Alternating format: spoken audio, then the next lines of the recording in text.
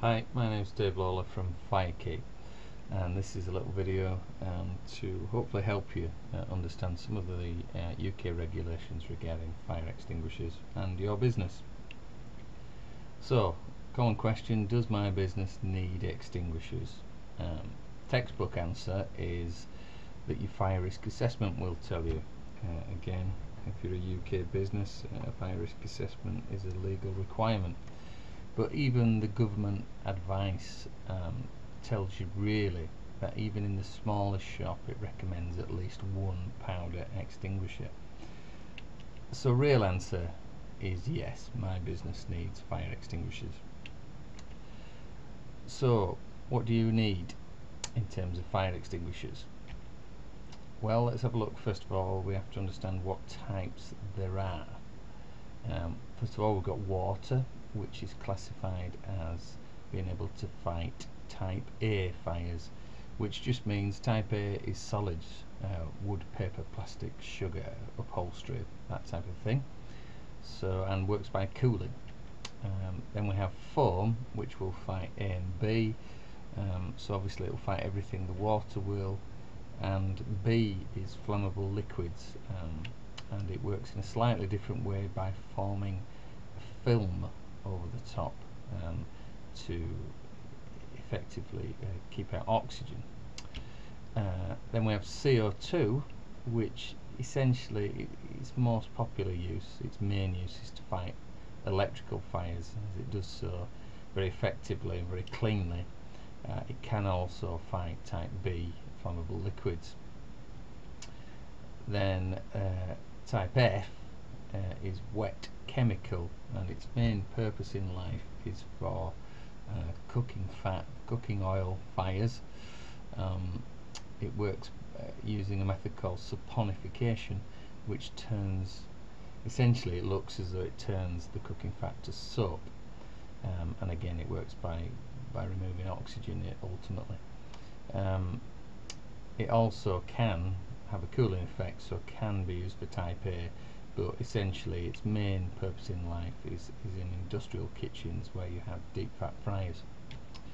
And then finally, the magic bullet that is powder, often very popular because it can fight flammable liquids, flammable gases, solids and electrical fires, the super magic bullet. The only thing is, it is very popular in that easy to specify, easy to sell, but it leaves one hell of a mess, and you have to look at business continuation if you're a business owner. Certainly, obviously, when it comes to extinguishers, we look at life first, but if you can do the job just as well a different way, would you really want to spend a week or 2 or 3 weeks cleaning up after using this type of fire on a fire extinguisher on a very minor fire? So powder's great. It has one of the fastest knockdowns. It really knocks fire down very, very quickly, but you have to be careful. It has little or no cooling effect, and you have to be careful that fires don't reignite when we use powder. However, rather than use powder as the one size fits all, often it would be wise to use 2 extinguishers which do the same job but wouldn't leave a horrendous mess behind them, particularly if your business would suffer badly from having lots of dust and powder deposited around for a long time, like a kitchen or a clothing business or something like that. My preference would be this alternative to the one powder extinguisher: water to fight your type A solid fires, and CO2 to fight flammable liquids and electrical. A lot of fires can be started electrically, and CO2 leaves no residue whatsoever, and it is really good at getting in casings of computers etc., actually getting in through the little holes and vents and extinguishing the oxygen. So that would be a preference, either a CO2 and a water, or possibly a CO2 and a foam. So do they need servicing? Yes, they do need servicing. It's a legal requirement to have your extinguishers serviced annually,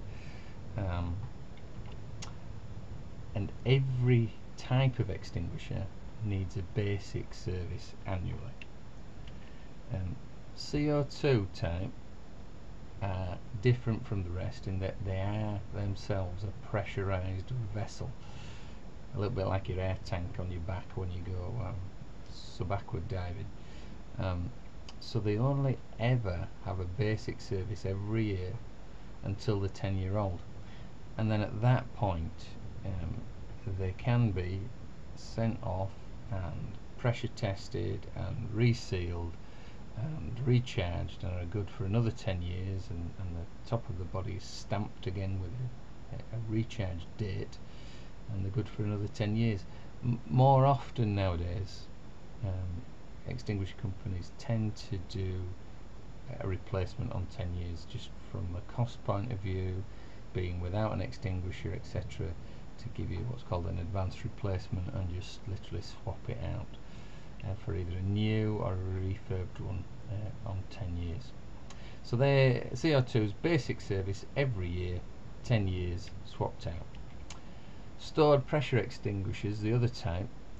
Now, stored pressure extinguishers do need a basic service every year, but on 5-year cycles they need an extended service, which means essentially they're kind of used in anger. They are tested. You pull the pin, press the levers, empty the extinguisher completely, then it's stripped, the internal body's checked, etc., for corrosion. It's refilled with the correct amount of contents, it's charged up again with nitrogen, and then it's good for another 5 years. So every 5 years this type of extinguisher has an extended service, and obviously that's going to cost a little bit more each 5 years, and then needs replacing on 20 years. This is a very common thing we come across, people telling us, I have some extinguishers that aren't red, because the British and European standard says now that all extinguishers must be red in colour. The previous British standard was to colour the whole body, either cream, blue, black, etc. So we have some extinguishers that are this colour in my business. Are they okay? Are they legal? Well, this is where it gets a little bit confusing, especially if you troll the internet. Here I am putting advice on the internet for you, and that's what's great about the internet. The other side of the internet is there's a lot of old stuff, a lot of copied content, a lot of nonsense out there. So the difficulty is, if you troll for advice, you'll see lots and lots of advice like this site, which it's the same thing. Even the wording looks like it's been copied and pasted 100 times. And here we talk about colour coding of extinguishers, etc. And it says here, you will find these in many premises, and they are legal. You do not need to change them unless the extinguisher is defective and needs to be replaced. New extinguishers use the new standard. So the difficulty I have with that is that essentially that's okay, but it kind of runs out of date eventually. The British standard BS 5306 states, and here's a little section from it, but in particular at the bottom there we can quite clearly see that it says replacement, which should be performed by no later than at 20 years. So BS 5423 1987 was withdrawn in 1997. However, the vast majority of these types of extinguishers out there are much older than 20 years old, and therefore need replacing. So there's further free videos are available. We're on Facebook, as you can see, facebook.com/firekeyservices. So I hope that's been helpful. It's brief, but visit us at Facebook and find the rest of our videos. Thank you.